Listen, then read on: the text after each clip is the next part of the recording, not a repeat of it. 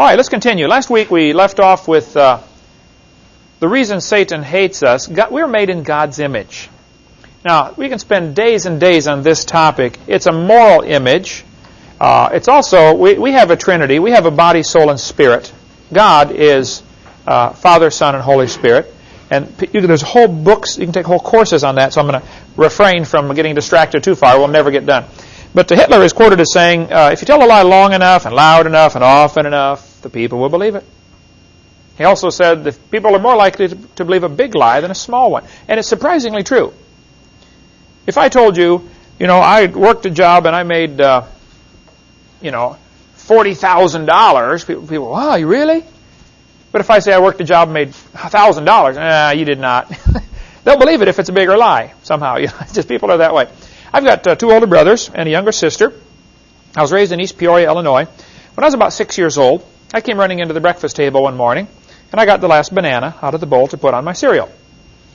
And a few minutes later, my two big brothers came in. They said, hey, Ken, is that the last banana? I said, yep, and I got it. Any of you have an older brother or sister? You know that wonderful feeling when you finally pull one over on them? Boy, they pick on you all the time. That morning, I had them, and I knew it. They wanted my banana. But big brothers do not beg their little brother for anything. They just beat him up and take it away. So my brother said, Kent, do you know how bananas are made? I said, no.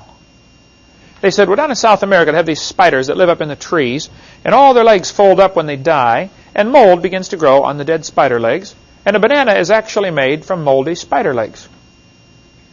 And I said, you guys are lying to me. You just want this banana because you know it's the last one.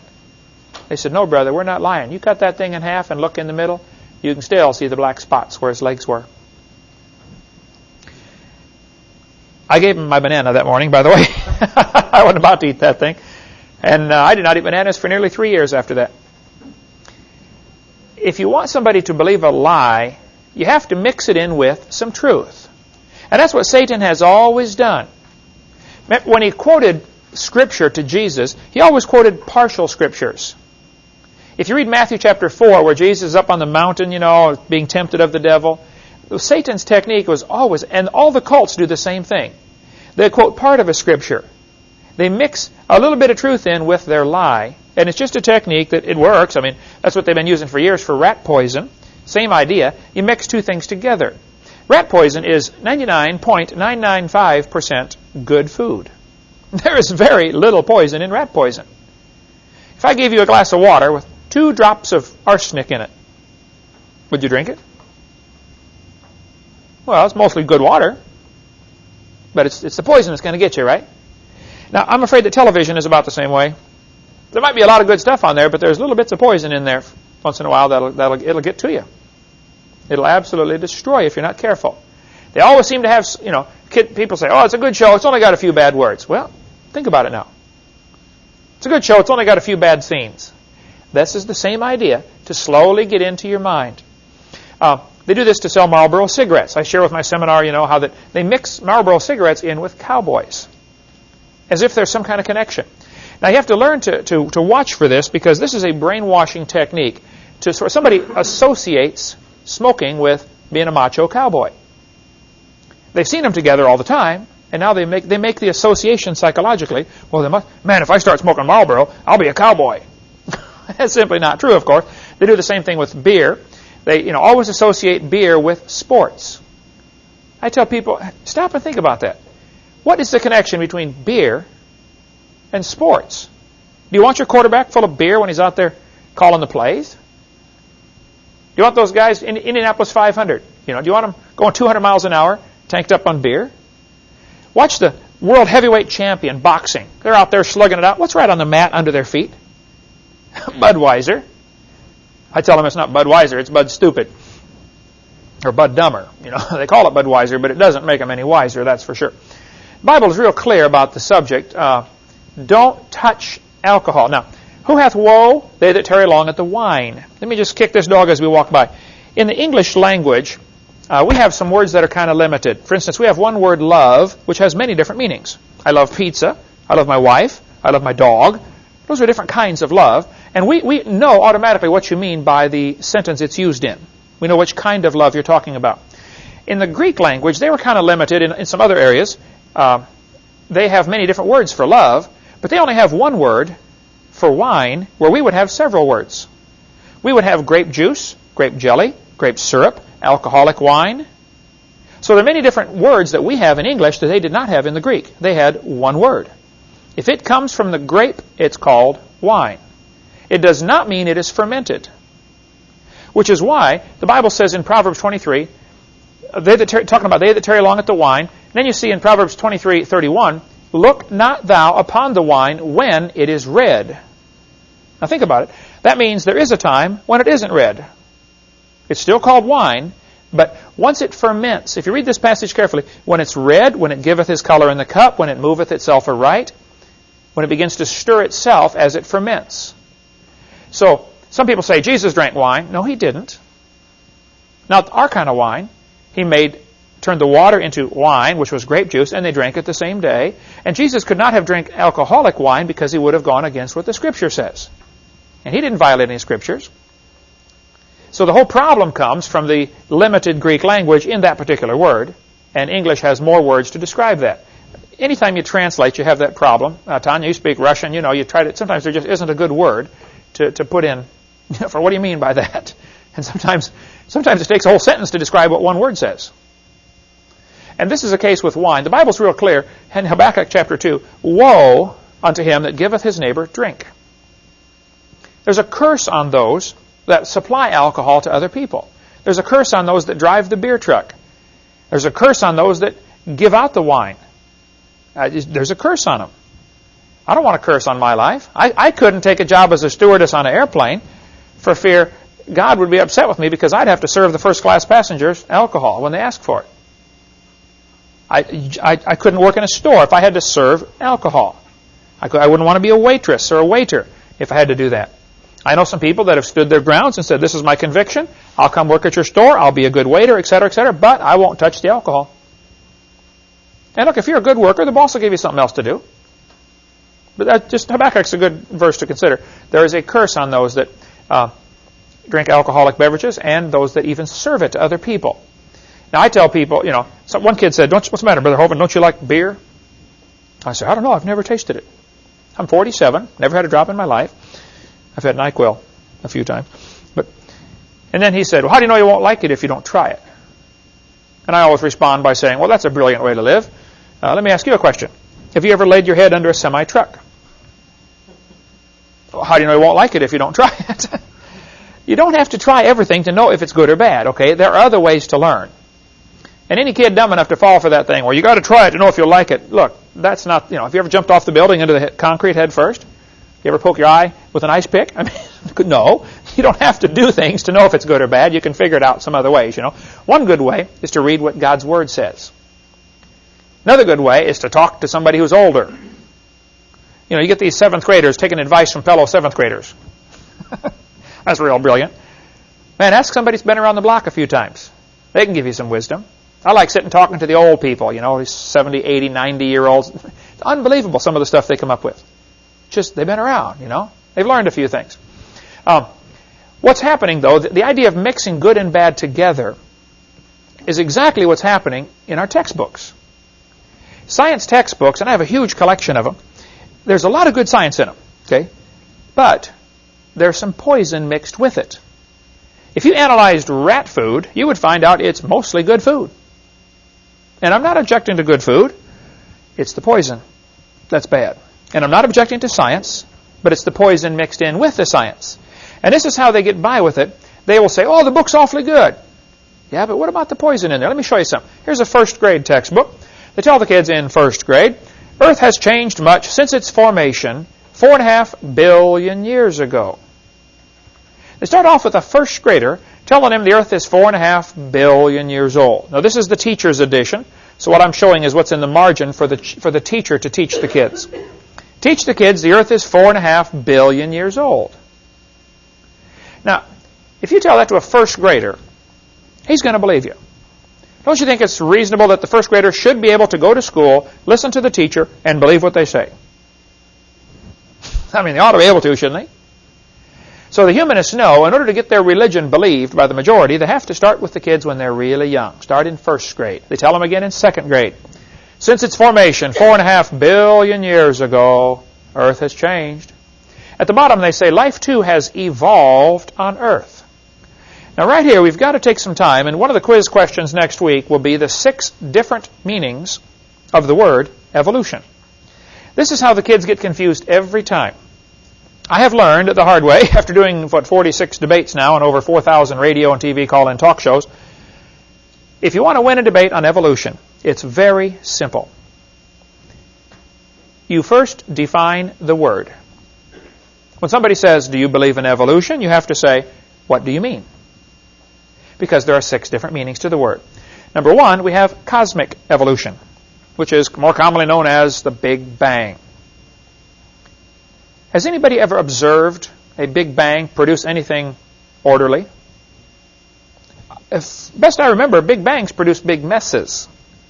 Ask the folks in Hiroshima that survived that Big Bang about 60 years ago, right? Ask the folks in Iraq that survived all the Big Bangs we sent over there, several years ago.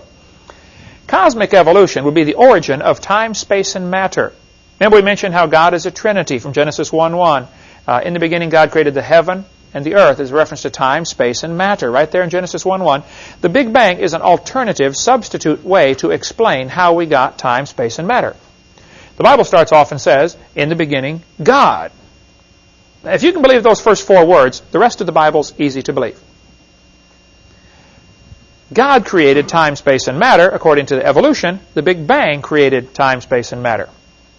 They attribute the same characteristics that God has to Big Bang, able to produce time, space, and matter. The second definition of the word, after the Big Bang supposedly exploded, the Big Bang, according to the evolutionists, would produce hydrogen and possibly a little bit of helium. The sun is hydrogen and helium. The question then would come, how do we get the other elements? Where do we get lithium and carbon and oxygen and neon and all these 92 elements plus the synthetic ones we have? Where do we get these elements? You'd have to have really billions of years of chemical evolution. Now, the answer the evolutionists often give to this one is, well, stars are so hot, they're able to produce higher elements from just the heat. Okay, well, where did the energy come from then? You're going to have either matter or energy, one or the other. I mean, yes, stars do produce a lot of heat and sometimes produce other elements, some of the higher elements. But all of the reactions we see in nature, we see uranium decay to lead. Potassium decays to argon. They're all downward. We don't see any upward ones without enormous energy input. So the question is, how did we get the higher elements? They don't talk about this hardly at all, but it is a real serious obstacle. You'd have to go through a stage of chemical evolution. Then after that, you'd have to have stellar, which means stars, stellar and planetary evolution. How did the stars form? I mean, you walk outside, you take a look, there's a lot of stars up there. Estimates are every person on Earth could have 2 trillion of them per person. So, where did they come from? One atheist was trying to answer this question one time, and he said, well, don't you know, Dr. Oven, if 20 stars explode near each other, they'll produce enough energy to create a star. I said, well, think about it. You got to lose 20 to gain 1? You sound like a Democrat trying to borrow your way out of debt. If you're losing 20 to gain 1, it looks like a losing proposition to me, doesn't it? First place, nobody's ever seen that happen. It's just theoretical that it could happen if 20 exploded. That's just all theoretical. Nobody's ever observed it. Now, since science deals with what we can observe, we can test, we can demonstrate, this part of evolution is not science. It's part of their religion. It would have to happen, though. It'd have to happen a whole bunch of times. I mean, trillions of times, because there's a lot of stars up there. Number 4, you'd have to have organic evolution. That is basically the origin of life. How did life get started from non-living material? We will cover a whole lot more on that experiments they've tried to do to create life in the laboratory. Back when we get to what's on my video number 4, it'll probably be several years before we get there at the rate we're going in this course. But we cover the origin of life. It's absolutely hasn't happened. Nowhere close. One student, I was in a debate one time at University of West Florida, and this smart aleck student stood up and he said, "Now, Dr. Hovind, what would you say if a bunch of intelligent scientists someday create life in the laboratory?" I said, well, first place, they're absolutely nowhere close to it. They can't even get the amino acids to stick together very good. And that's just a small building block. I said, secondly, I would have to say, if a bunch of intelligent scientists produce life in the laboratory, that would prove it takes intelligence to create life, which is what I've been saying all along. It would actually prove creation, wouldn't it? It certainly wouldn't prove evolution. It wouldn't prove it could happen by itself, by chance, over billions of years. And it hasn't been done. They're absolutely nowhere close. Step number 5, you would have to have macroevolution. This is the origin of major kinds. There are quite a few different kinds of animals. Where did they come from? When you get into a discussion on evolution, I would encourage you to avoid using the word species.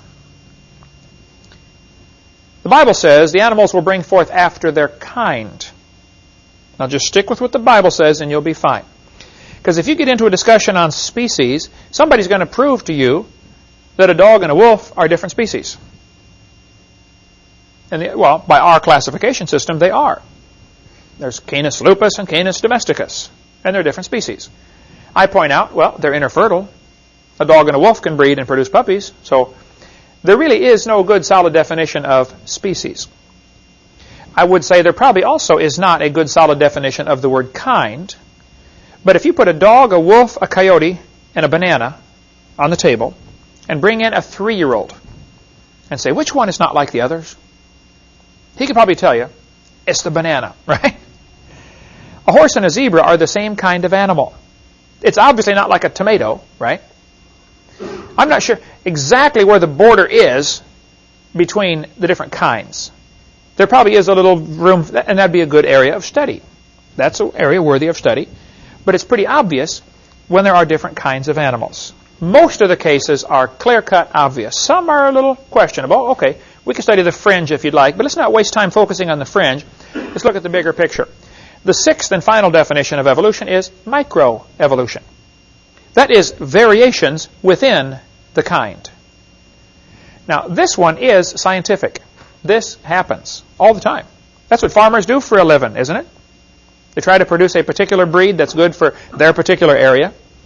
You know, if they happen to live in cold climates, they try to get a cow that can survive the cold climate. Down in Texas, where it's hot, they produce the Brahma bull, you know, which can stand the heat. Then you get the Angus that has real good beef.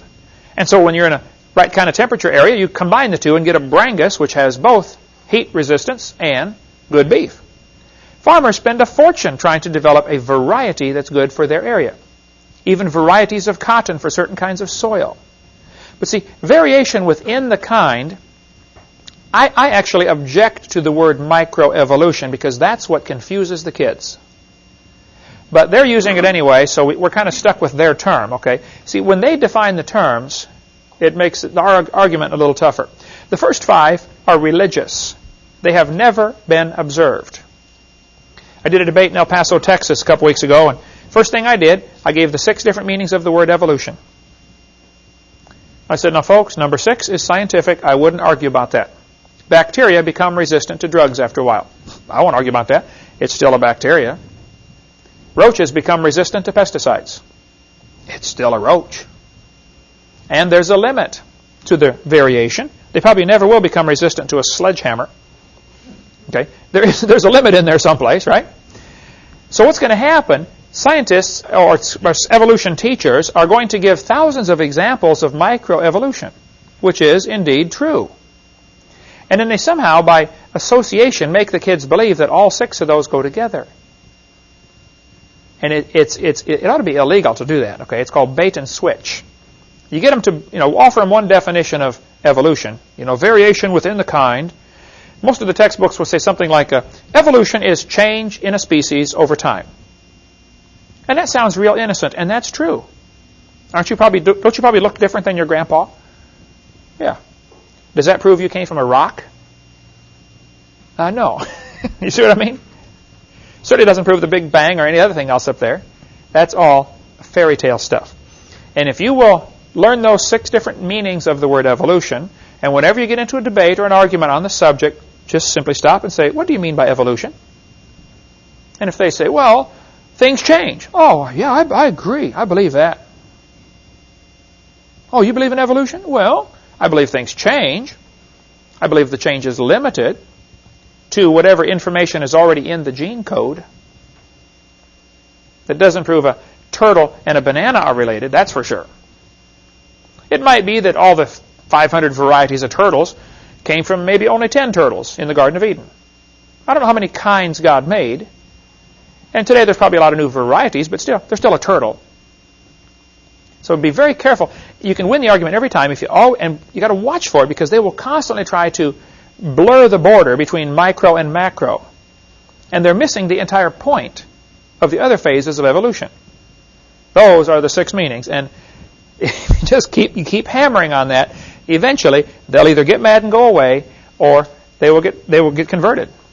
Because that, to me, is the whole crux of the argument.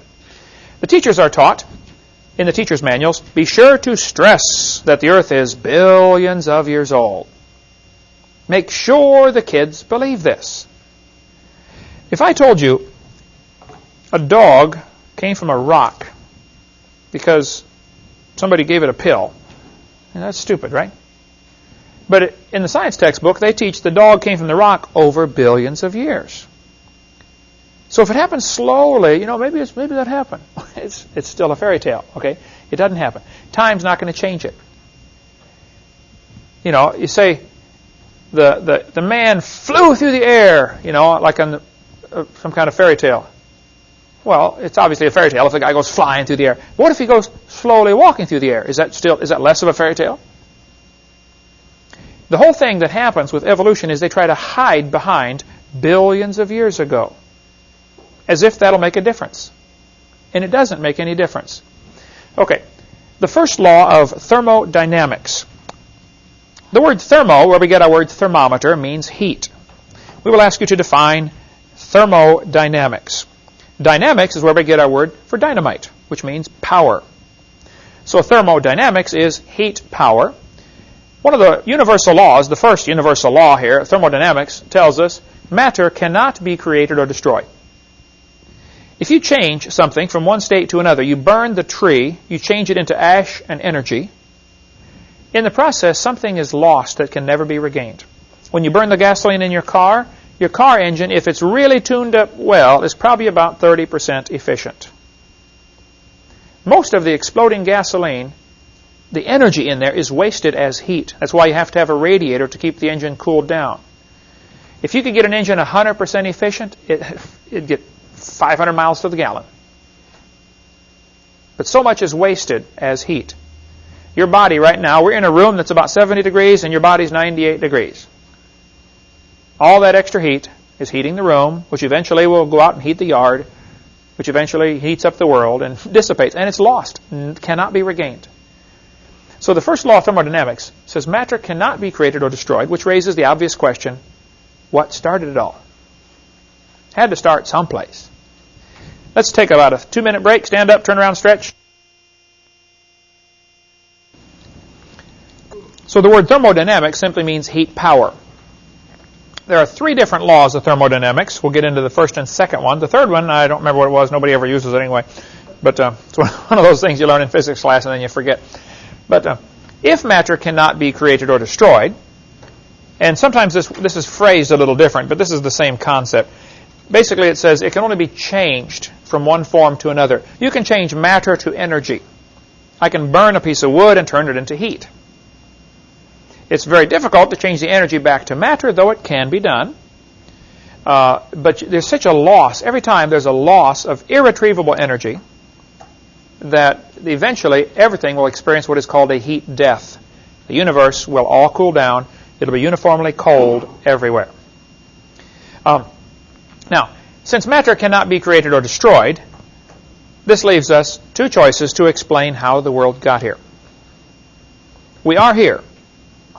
So there are only 2 choices of how we got here. Number 1, somebody made this world.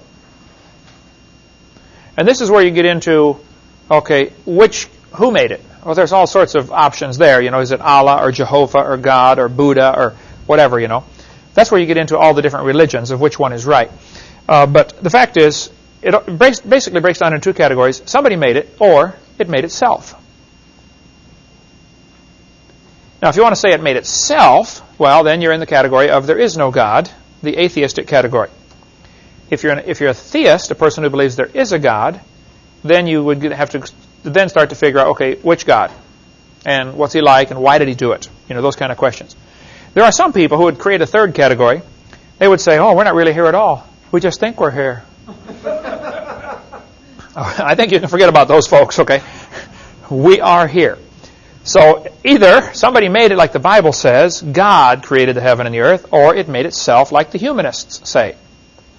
The Humanist Manifesto, 1933, first plank was, humanists regard the universe as self-existing and not created. Now, the Humanist Manifesto was rewritten and revised in 1973. That's the Humanist Manifesto 2. That might be a good question. Humanist Manifesto, 1933. One of the signers of the Humanist Manifesto was a guy named John Dewey. John Dewey went to, I believe, Vermont and became the leader of the Teachers College. Under his direction, they produced many humanist leaders who went off and became leaders of major colleges and universities around the world, which then turned out thousands and thousands of humanist-believing teachers, which then went out and took over the school system. Education was infiltrated. To a large part of the blame can go on John Dewey, who was one of the signers of Humanist Manifesto, 1933. So we'll get into education more, but John Dewey and his philosophy of humanism, see, really boils down to this. If there is no God, then we better get together and figure out how to run this world, because it's up to us. Right? So we end up with man's wisdom. Twice in the Bible, it says, every man did that which was right in his own eyes. Well, if there is no God, then how do you decide right from wrong? I often ask people, you know, if they believe in evolution, I say, well, how do you tell right from wrong? Think about it. What is sin, if evolution is true? There's no way to tell, is there? You don't have a standard, nothing to measure it against. But the humanists believe the universe is self-existing and not created. Well, this, of course, is rather difficult to believe, and the devil knew it would be hard to believe. So he had to think up some way to sound scientific that the world could make itself. And over the years, many theories have been proposed to explain how the world can make itself. There's been the nebular hypothesis, was real popular for a long time. The current one today is called the Big Bang Theory. How many have heard of the Big Bang Theory? That is the current way to explain how the universe got here without a creator, which, of course, really doesn't explain a thing, because they're just giving to some mythical name, Big Bang, they're giving it the same characters that God has. Big Bang created time, space, and matter. The Bible says God created time, space, and matter. So they're trying to accomplish the same thing, explain why we're here, and what, you know, who are we, why are we here, where are we going when we die, and those kind of things, without God. So the Big Bang would be their idea of the beginning. Here's a typical textbook used in Escambia County right here in Pensacola, Florida. It was, I don't know if it still is, in fact, it's a 92 edition. So how was the universe born, and how will it end? Now look at that first question. Isn't that going back to the four basic questions of life? Who are we? Where did we come from? Why are we here? Where are we going when it ends? When it's all over, when we die? Every religion tries to answer that. So what they're doing here is introducing a religious concept in the schools to explain something that every human wants to know, some of the basic questions of life. Most astronomers believe. Now look at that sentence. What does that say to the average freshman kid in high school? Well, most astronomers believe this, therefore it must be true. You see how it becomes truth by majority opinion. Dangerous thing to do, okay? In the first place, how do you prove most astronomers believe that? They don't offer any evidence for how they prove that. They just make the statement. I could say, everybody knows Fords are better than Chevys. Which is, first place, probably not true, but just because I make the statement and sound dogmatic when I make it, that doesn't make it true, does it? That's a judgment call. And this is a judgment call, but think of the impression this makes on a freshman who's taken this course, or an 8th grader in this case, general science. Most astronomers believe, well, what's the kid going to think? He's 13 years old. Well, I better believe it too then. Isn't that what's going to happen? Most astronomers believe that about 18 to 20 billion years ago, I'd like to stop right there and point out, this date changes all over the scale. I've seen some say the Big Bang was 8 billion years ago. It ranges, you see every number between 8 and 20 billion published. The fact is, it's long ago and far away. That's what they're trying to get across. Now, one of the things I do that is extremely effective when you're trying to talk to an evolutionist or a person who just doesn't know what they believe, even if I'm on the airplane, riding on the airplane, and sitting next to somebody, we get into a discussion, what do you do? Evangelists speak on dinosaurs in the Bible. Of course, they want to know, what? I get my napkin out or whatever, one of the barf bags on the airplane or something, and I draw these 2 lines. I have learned that if you just simply say 18 to 20 billion years ago, the kid reads that, the brain cannot absorb big numbers. Congress knows that. It takes advantage of it all the time.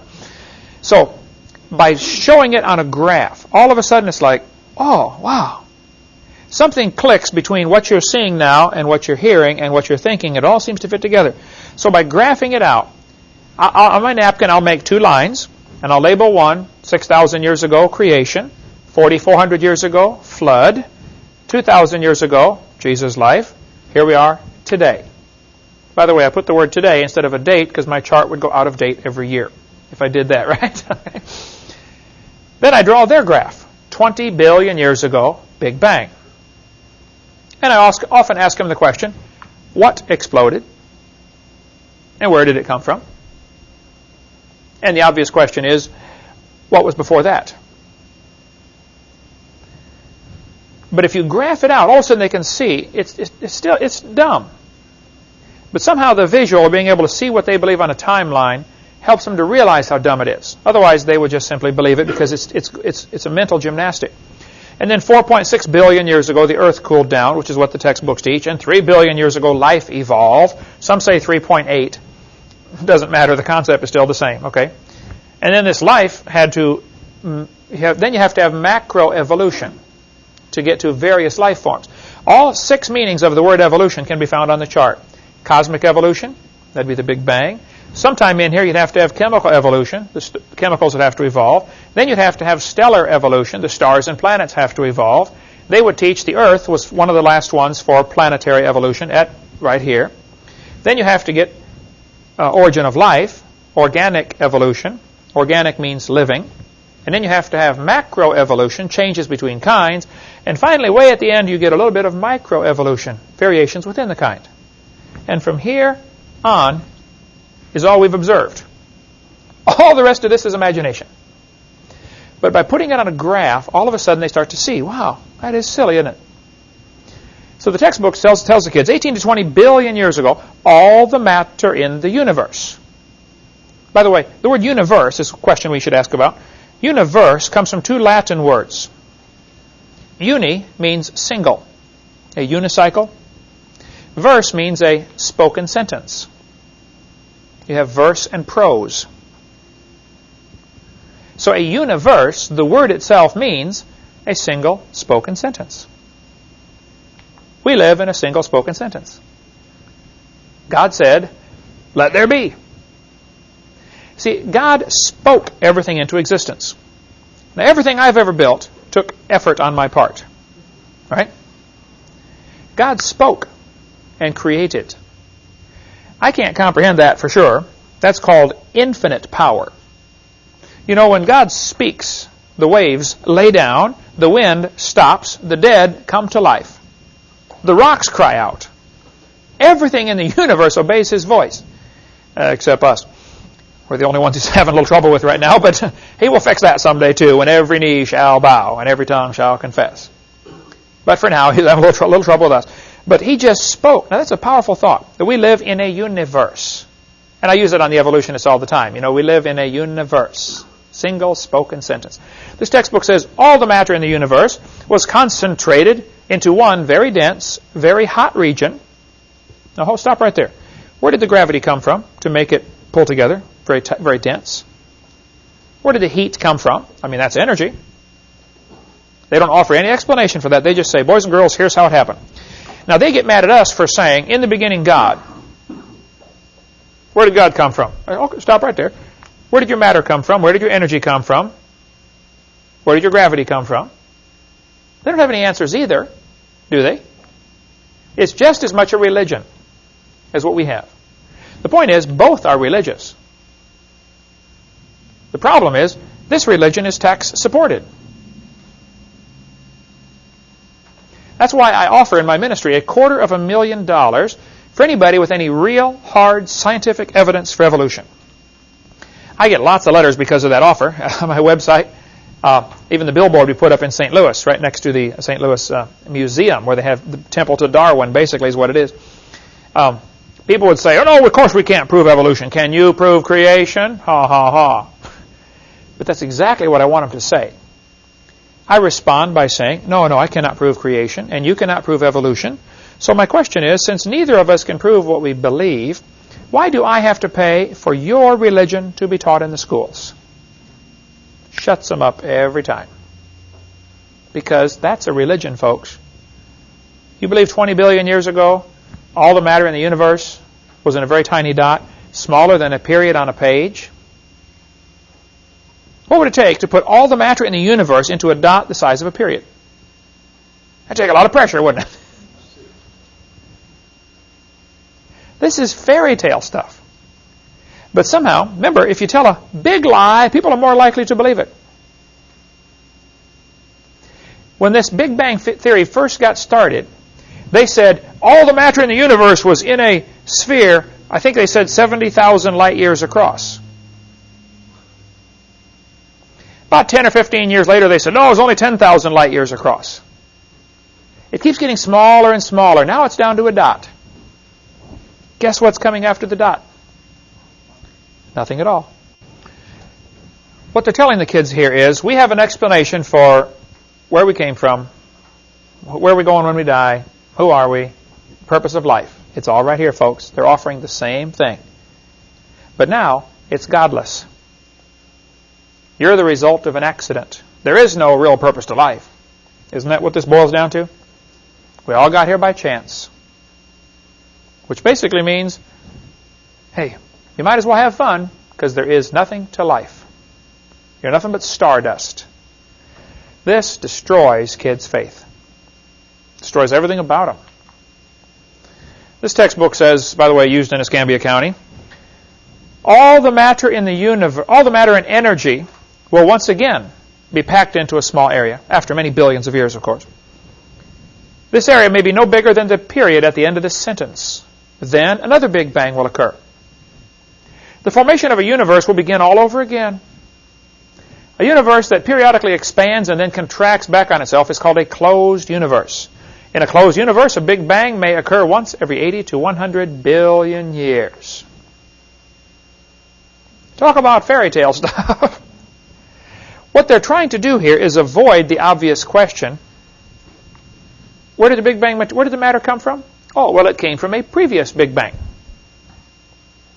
You see how they're trying to do that? That's like some of the Hindu religions. Where did God come from? Well, he came from a previous God. Oh, where did that one come from? Well, he came from one before that, This is what the Mormon religion teaches. They teach, as I am, God once was. As God is, I shall be.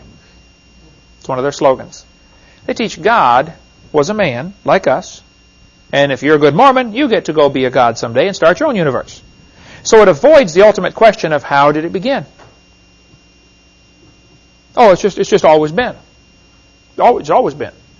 That's what they're trying to say here.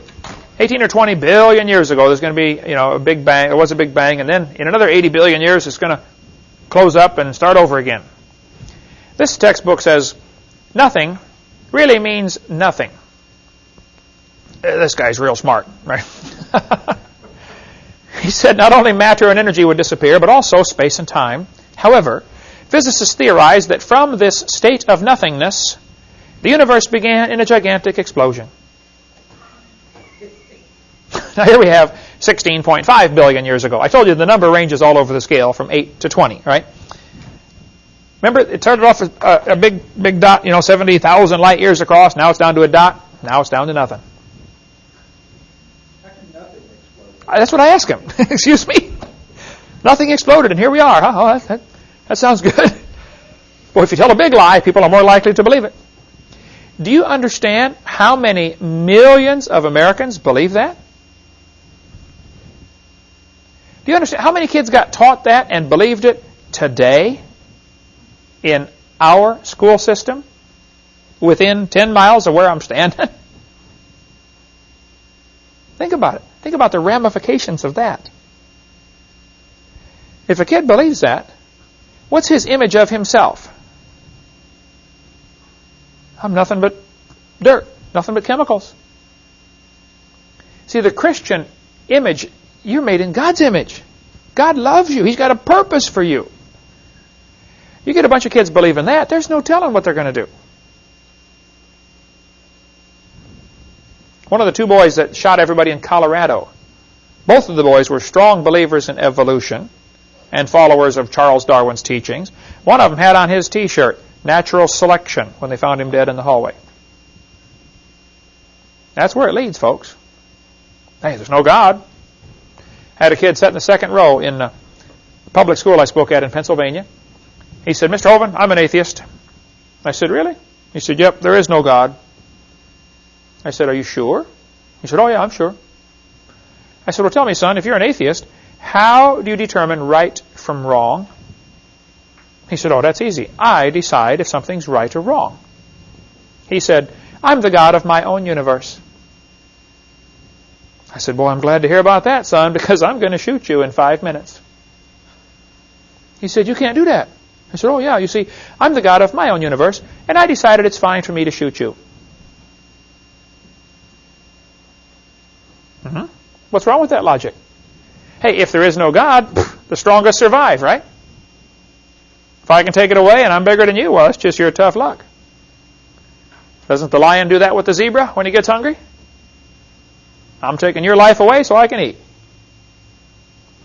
This type of thinking leads to the logical conclusion is there is no such thing as right and wrong, so might makes right.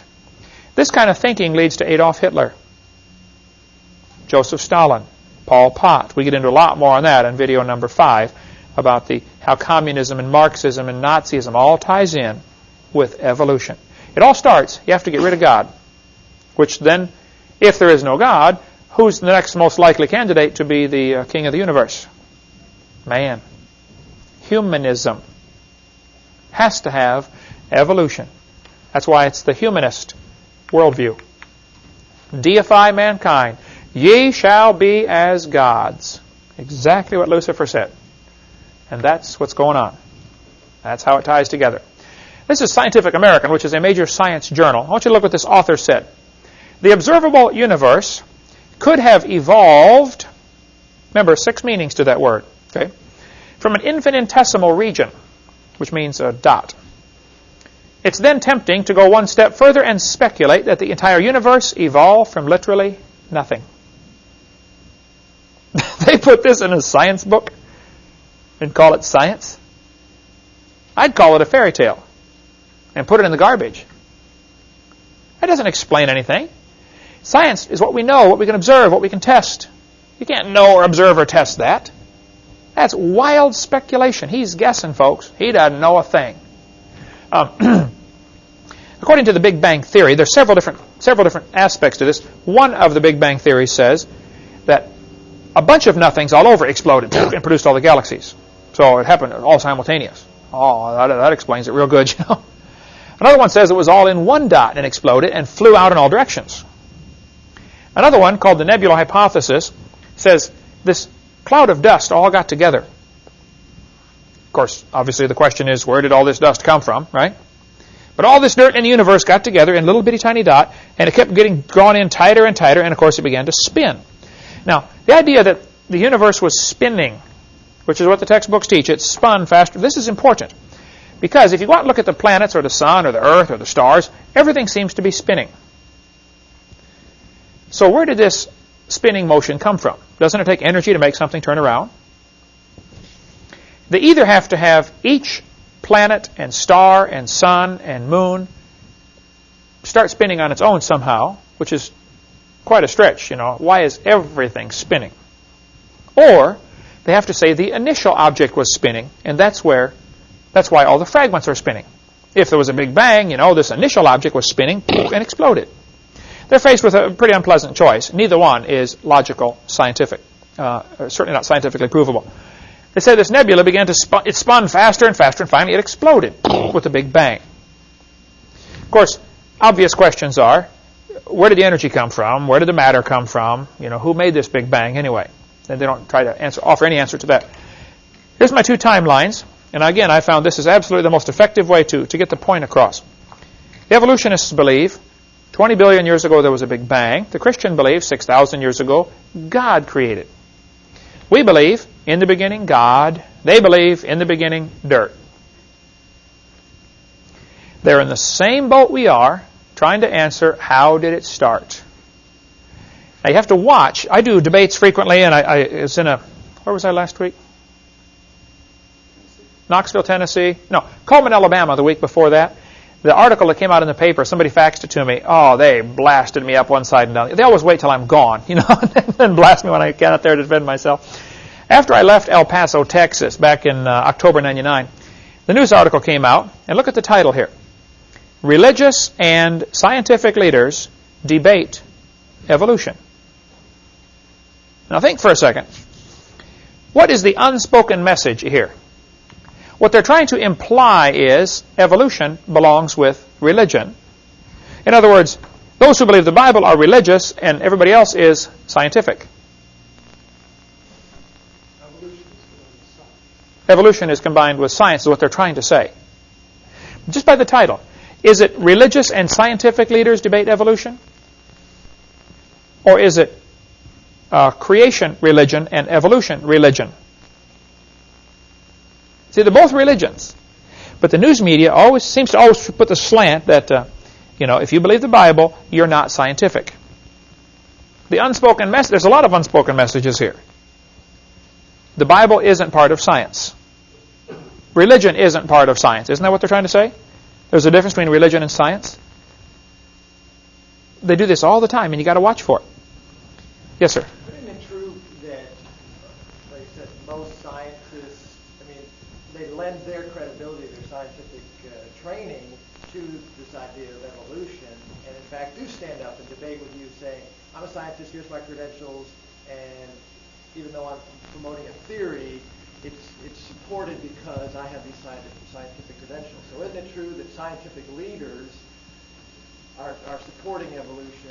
Why are they doing it? Many scientists do also happen to believe in evolution.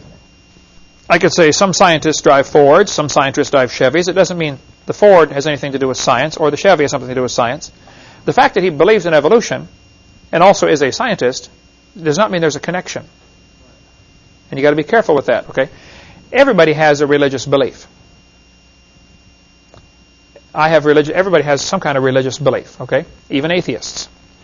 So the fact that a scientist happens to believe in evolution doesn't mean what he believes in is scientific. He's just mixing his religion with his science. Also, you have to watch who gets to decide who is a scientist. The word science means knowledge. So a person who is in the pursuit or study of knowledge is a scientist. Also, if you look at what happened in the Soviet Union, 10 years ago, if a teacher stood up in class and said, kids, I don't believe in communism. Capitalism is a much better system. What would happen to that teacher? Gulag, right? Siberia, huh? You like snow, huh? Yeah, we can fix that, right? If they survived. Then the teachers get up in school and say, all teachers believe in evolution. Or all teachers believe in communism, or whatever. They try to use this. See, anybody who wants to use majority opinion as an argument, as some kind of evidence, red flags ought to go up all over the place. Hold on just a minute. Majority opinion doesn't mean a thing. You go to headhunting society, the majority believes it's okay to cut somebody's head off and eat them. Well, it doesn't mean it's right. And so what they do, they try to silence the opposition. Rather than using logic, they use intimidation. And if a scientist does not go along with what everybody else believes, he's likely to lose his job. A couple days ago, Dan and I sat in the living room of Robert Gentry in Knoxville, Tennessee, who worked at Oak Ridge Laboratories. He's a scientist. He was one of the world's experts on the disposal of nuclear waste. But he wrote all sorts of articles. They were published in all sorts of major journals until they found out he's a creationist. Right away, shut him off. Nobody will publish anything he writes anymore. Because if they do, then they're giving credibility to a creationist. And they want to be able to stand up and say, you creationists never publish in scientific journals. Well, yeah, we try, but you won't take our stuff. So that's like somebody standing up in the Soviet Union saying, well, hey, capitalists, there aren't any capitalist teachers. Obviously, it can't be good. I mean, that doesn't take a freshman law student to figure that out. That's not good logic. But the technique that the media uses all the time is to try to divide religion from science. We'll get into more when we get into seminar part 4 of how Charles Lyell did that in his book, Principles of Geology, clear back in 1830. He's one of the guys, there are many people in the early 1800s, who tried to drive a wedge between the Bible and science. The truth of the matter is, all of the branches of science were started by creationists. From 1600, 1700, all the major branches of science. I defy people to name me one advancement we have in scientific information because of the evolution theory. Is that why we have light bulbs, computers, plastics, space shuttles? What good has the evolution theory done?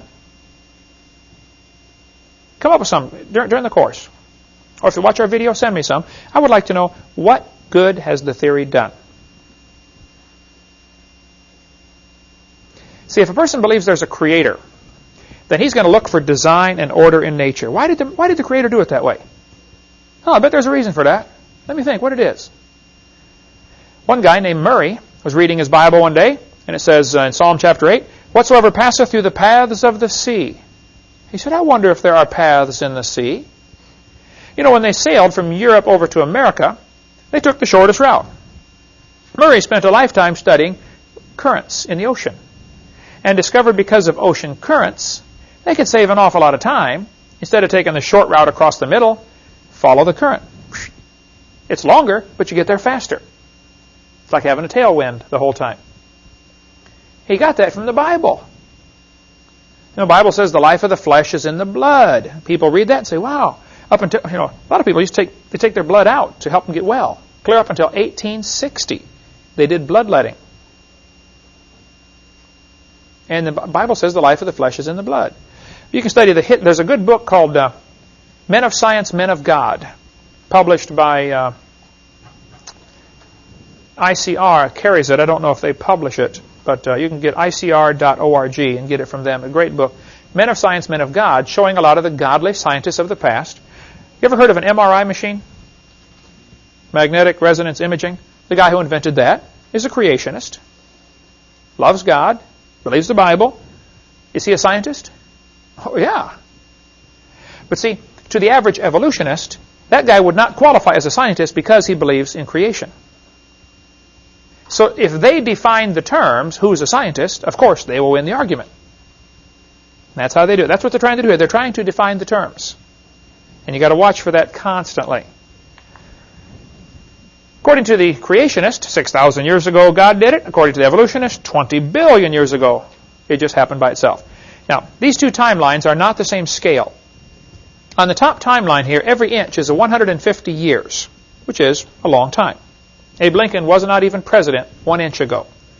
Columbus was running around trying to find this place right there. Vikings were going around beating up on everybody right there, right? If I was to try to show you what 20 billion years looks like at this scale, this chart would actually need to be 2,100 miles long. from Pensacola to Portland, Oregon. 6,000 years does not even show up on that chart. I cannot draw a line thin enough to represent 6,000 years. So they're hiding behind long ago and far away. And somehow the brain can't accept that. The brain shuts off and says, wow, it must be true. And if you tell a big lie, they're more likely to believe it. And that's exactly what's happened. Now, the basic questions that you need to ask are, where did the matter come from? Where did the laws come from? And where did the energy come from? I ask that to evolutionists all the time. Okay, you say there was a Big Bang. Please help me now. Where did the matter come from? What exploded? They don't know, of course. Secondly, where did the laws come from? Notice the universe is run by laws. The law of gravity, for instance. Why do objects attract each other? How does the Earth know my pen is here? If I drop it, how long will it take the Earth to figure out where it is and start pulling on it? Instantly, right? How did it know that? If I was somehow able to create something instantly from nothing in the middle of the air, 100 miles above the Earth, how long would it take to begin falling? Where did this, what is gravity anyway? Give me a jar of it, would you please? Nobody has a clue what it is. We use it all the time, obviously, or you'd be sitting on the ceiling or something. But nobody knows what it is, and we still don't know why do we have this interesting force called gravity, or inertia, or centrifugal force. I mean, there are hundreds of forces in the universe. Where did they come from? Who made them? And why are they so precise? Thirdly, where did all this energy come from? Energy and matter are sort of interchangeable, but anytime you change from one to the other, you have a tremendous loss. So basically, where did the matter, where did the energy came from is sort of two sides of the same coin. But these are things the evolutionist simply doesn't know. I use the merry-go-round illustration in my seminar because it illustrates something called the law of conservation of angular momentum. If you put kids on the merry-go-round and get it spinning, as it goes faster and faster and faster, eventually, of course, the kids are going to go flying off the merry-go-round. Now, when the kid flies off, if the merry-go-round is going clockwise, the kid will be spinning clockwise as he exits. The reason for this is, if you can imagine the circle spinning, the outside has to move faster than the inside. It's got further to go in the same amount of time. And because of that, if it cracks up in a frictionless environment, now that's key, okay? This would only work in a frictionless environment. And that's what the Big Bang Theory says. All the matter was in one dot. Well, if all the matter is in one dot, then you have a totally frictionless environment. There's nothing for it to hit on the way out. So and they said it was spinning, and it exploded. Well, then, all of the fragments should be spinning the same way. But yet, they're not. Venus and Uranus, and possibly Pluto, they're not quite sure yet. Last I heard, they don't know for sure which way Pluto spins, but they think it may be spinning backwards to the other 6. Here we have 6 planets spinning one way, 2 and possibly 3 spinning the other way. And it's not just 2 planets together. Venus and Uranus have several planets in between. So why do 2 planets spin backwards? One atheist I debated said, well, maybe something hit Venus and spun it around backwards. I said, well, I suppose that's possible, but think about it for a minute. Do you realize what it would take to reverse the spin of a planet? Don't you think it would leave a dent at least? Where is the dent? Why is Venus nearly perfectly round and in a nearly perfectly circular orbit? Imagine a planet spinning and at the same time going around the sun. I want you to strike it so that it simply reverses the spin without knocking it into an elliptical orbit or knocking it out of orbit. Chances of that is 0. That ain't going to happen. Then not only do we have that problem, we have at least 6 of the 63 moons. I think there are more moons now that have been discovered. But at this time, in 1989, they knew about 63 moons. 6 of them are spinning backwards. Some of them actually travel backwards around their planet. I believe, I'd have to look it up, that 2 planets, Saturn and Neptune, there it is right there, have moons orbiting both directions. Here you got a planet. Some of the moons are going this way. Other moons are going this way. Now, as these moons pass each other, there's going to be a slight gravitational tug. How long can a system like that last before it slowly disintegrates? They drift off into space. Certainly not forever. You'd agree with that, right? Is there some kind of time limit here? I don't know what it is, but I would think logic would say, yeah, there's an obvious time limit. It can't have happened for billions of years. So if somebody says the universe was created 6,000 years ago by an all-wise creator, well, then this is no problem. Stuff like this poses no problem for the creationist, but I think it does for those who want to say it's billions and billions of years old. The Bible says in 2 Peter 3 and in the book of Psalms, identical verse, part of the verse, says, the heavens shall pass away with a great noise. Might be a good bonus question if you can find out which psalm says the heavens shall pass away.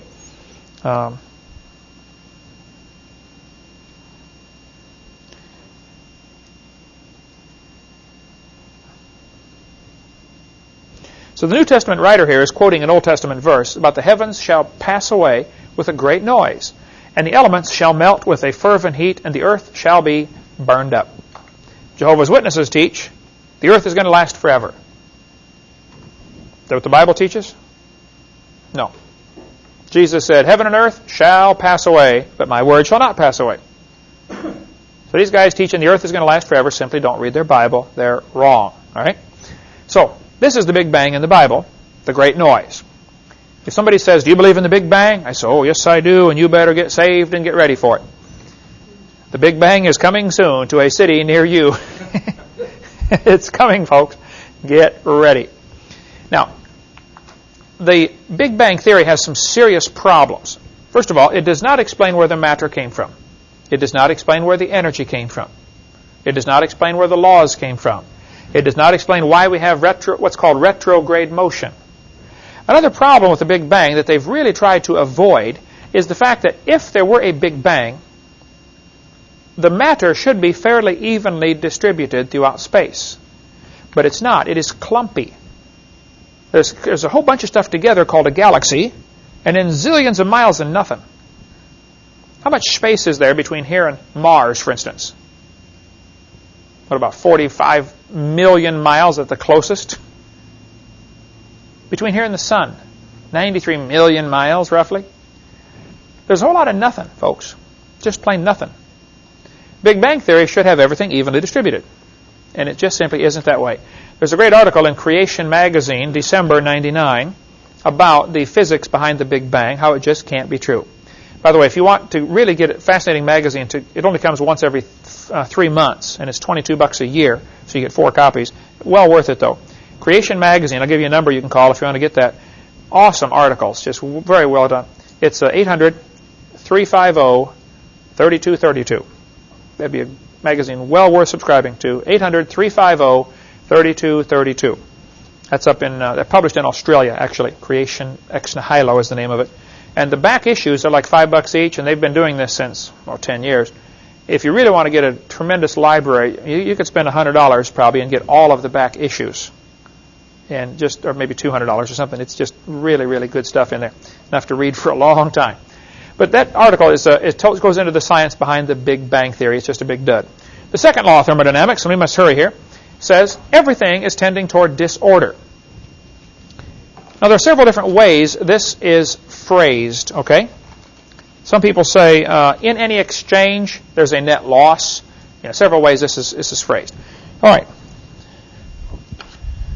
Who can define thermodynamics? Tanya, heat power. Very good. Heat power. What is another more common term for cosmic evolution? Big Bang. Big Bang. Cameraman, Eric. All right. Sorry about that. Let's see. The origin of life would be which one? Organic evolution. Crazen. There we go. All right. Let's see. The origin of time, space, matter would be cosmic evolution, Big Bang. Here we go. Okay. When was the Humanist Manifesto first written, the first one? 33. There we go. Got several. Got that one. 1933. Oh, that's over there, end of the table. Don't eat that. Okay. The word universe means single spoken sentence. Universe. There we go. All right. You didn't get that one, did you? Okay. See, you've got it. Universe. Single spoken sentence. How many times did Lucifer say, I will? 5 times. Oh, hey, everybody got one. Go give everybody one. Okay. Give them one. Just one. I just want. You want them. Whet their appetite. Okay.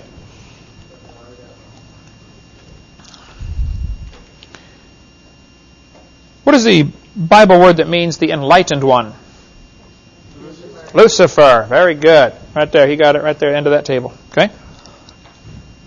Okay, so the second law of thermodynamics tells us, basically, it boils down to what it means is, if you leave something alone for a while, it's either going to rot or rust or die or fall apart or break down. Absolutely nothing improves with time.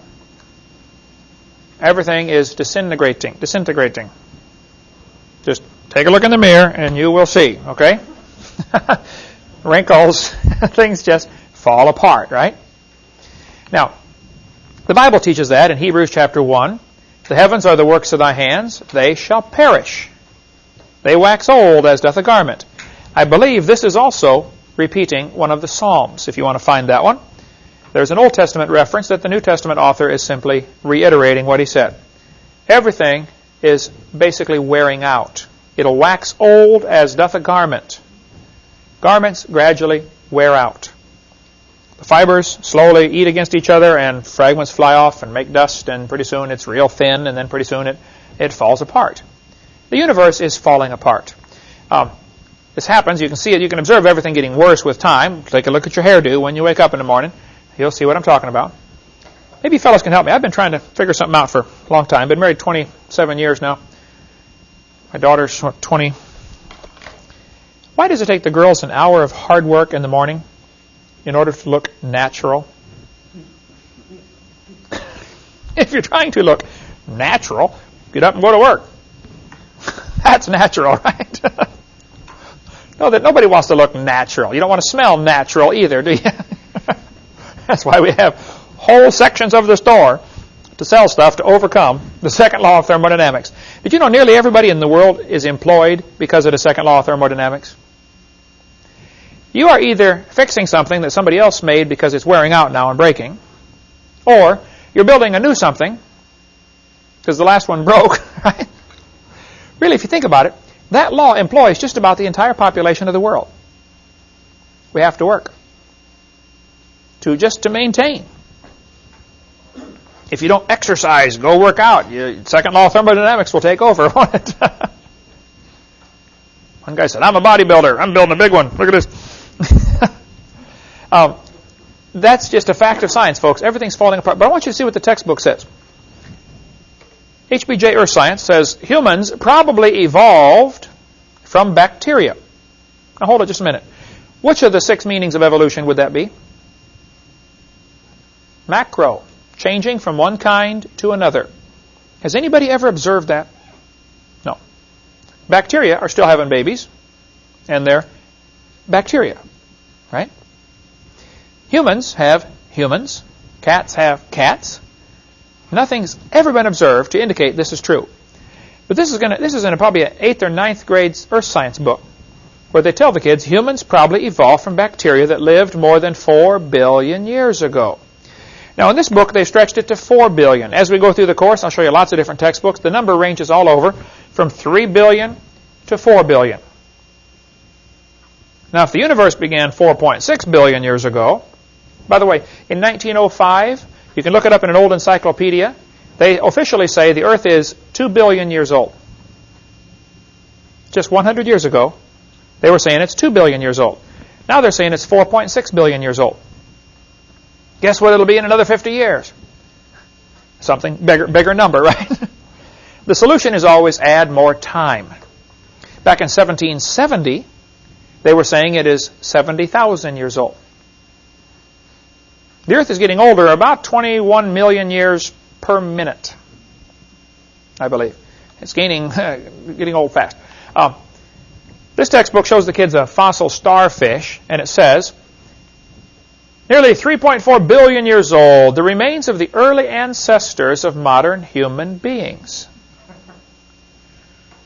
Was your great-great-great-great-great-great-grandpa a starfish? Isn't this answering the question, where did I come from? Not very well. Not very well, but that's what they're trying to answer, isn't it? Evolution is a religion that seeks to answer the four great questions of life. Where did I come from? Oh, I came from a starfish. Look at this one. 30 million years ago, I stopped right there. I said, kids, let me translate that for you. What that really means is long ago and far away. It means a fairy tale is coming next. That's your warning right there. Fairy tale coming up. 30 million years ago, these creatures evolved. Now, there's that word again. It says they are ancestral to both humans and modern apes. Now, hold on a minute. Apes are still having babies, aren't they? Why don't they produce another human? Only this time, let's watch it. See how it happens long ago and far away, but it can't happen in the present? They're hiding behind something that cannot be observed. It's not science. What they're saying is, that's Grandpa. Now, subconsciously, what does this do to the kid? Well, I'm just an animal. So, if I have animal instincts, it's normal, it's natural. Can you see how this ties in? Barbara Reynolds figured it out. She's a liberal journalist. Your kids go ape in school? Here's why. Right there, she said, he's being taught evolution. Johnny, you're an animal. Really? This book used right here. Washington High School uses it. Tate High School uses it. Pensacola High School uses it. That book right now, they're using it now. You are an animal. Share a common heritage with earthworms. Oh, you mean I'm just an animal? Okay. And you wonder. Some of them make you wonder, don't they, you know? Here we sit back and wonder, why do the kids act like animals? Well, look what you're teaching them. And then idiot news, when some kid shoots another kid in school, which is happening all the time these days. Last week. They jump on the gun control issue, don't they? They're trying to focus the attention away from the real problem, which is what we're teaching them. You ought to get some of the school books, or some of the articles about the 10 most common problems in school in 1870. Chewing gum. Late to class. What would the teacher's list now as the 10 most common problems? Guns in school. I mean, come on. This is all part of the plan, folks. There's a much bigger plan behind all this. The whole purpose of public education, free government education, was Karl Marx's idea. 1846 or 48, the Communist Manifesto. He gave 10 things to do to destroy a country, to make it communist. Number 10 on his list was free government education. 9 or 10. We can look at it. We get into more of that in video number 5, how this ties together. But we teach the kids they're an animal, and we stand back and marvel that they act like animals. If a kid thinks, I'm made in God's image and I'm going to stand before God someday, that may not stop him from doing every crime, but it'll sure help, don't you think? It can't hurt. Now, there have been a lot of horrible things done in the name of Christianity and in the name of various religions. I'm aware of all that. Okay. But if you tell all the kids there is no creator, you will never be judged for anything that you do. All he's got to do is figure out a way to get by. He's got to be more clever. That's all. Folks, this philosophy is so dangerous. Next week we're going to talk about teachers can teach creation science in a public school. I spoke in 5 public schools last week. Perfectly fine to speak in, or 2 weeks ago, Perfectly fine to teach the Bible in public schools and teach creation in public schools. We'll cover that in the next lesson. Thank you so much. Dismissed.